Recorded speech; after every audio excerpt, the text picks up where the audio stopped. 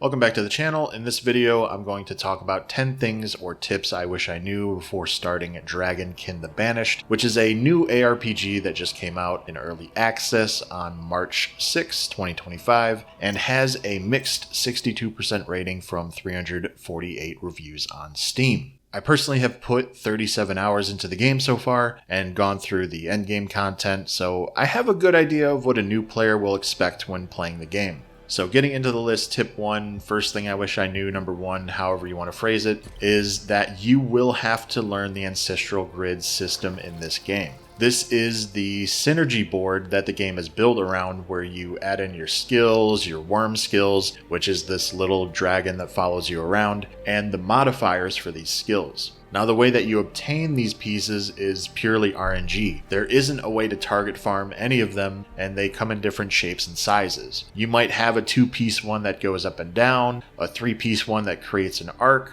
or even 5-piece ones that make an X shape. You can't rotate these pieces, and not every modifier will synergize with any skill. There are specific pieces that fit with specific skills. Since the pieces are like this, it's not like in Diablo 4 where you can just look up a build and copy it to fill your Paragon board or your skill tree. You will have to spend the time, which in my case has been hours, in perfecting your Ancestral grid. So kind of a long-winded tip, but I feel like this is the most important one because you have to take the time to learn and use the system if you want to get far in the game. And then lastly, for this tip, before I move on, there is no sort button currently and very limited space to hold on to all the pieces. So that just adds on time, and it's why my Ancestral board has all these floating pieces and looks like a nightmare.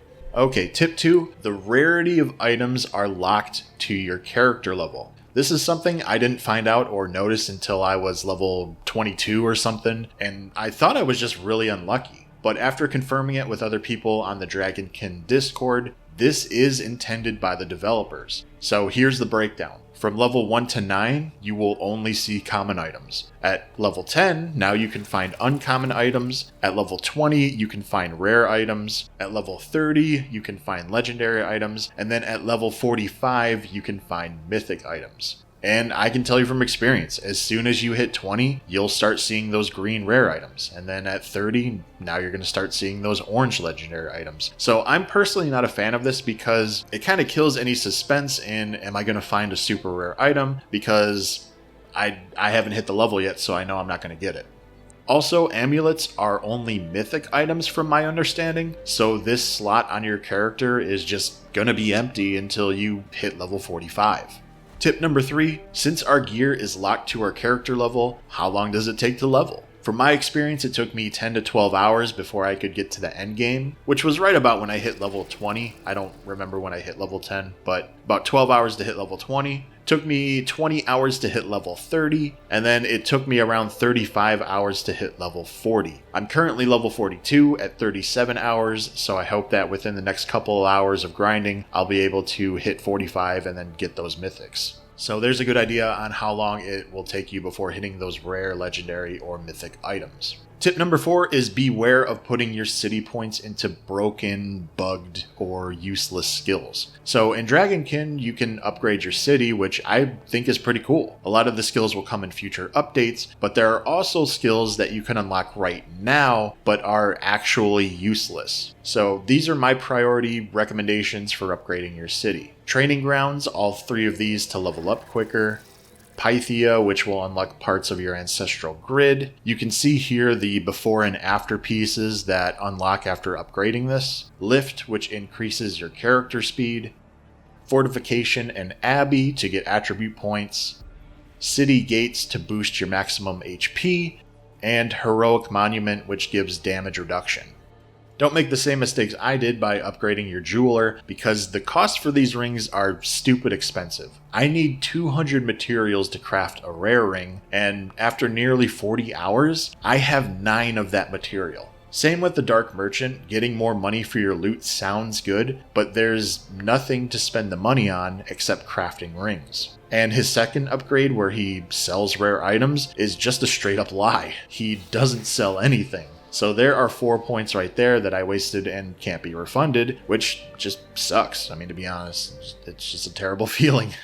Tip 5, focus on movement speed, especially on boots. You're going to be doing a lot of running in this game. The areas are huge, so that's why we spend a point in lift in the city and also prioritize movement speed even if you find a better pair of boots. I was still using uncommon boots when I was with legendary gear because I wanted to make sure that I had that movement speed boost, because it just makes the game much more enjoyable when you're able to zoom through these huge maps instead of just slogging along. Tip 6, going back to the Ancestral grid, when the 4 boards over here fill up, you will no longer be able to pick up any more Ancestral pieces, but what you can do is start floating them over here where the actual grid is, and you can put 50 of these pieces over here. Now the bad news is that it doesn't look great. I mean, you look at this, I look at this, I don't want to interact with the system. The good part is that even if it's a 4-piece or a 5-piece Ancestral grid hex piece, whatever you want to call it, it only counts as 1 floating fragment. So this is where you can put all your weird oblong huge pieces and it'll only count as 1 out of 50.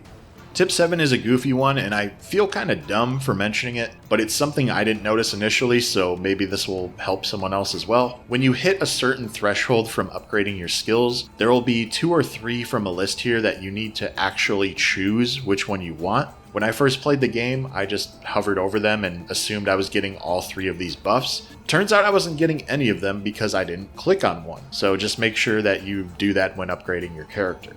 Tip 8 is searching for relics in the corners of the map. You'll run across these little things of light, and if you interact with them, you'll see a chalice on the minimap, and nothing happens. These are relics and they give you city experience. So basically they help you level up your city faster so you can put more skills into different things in the city.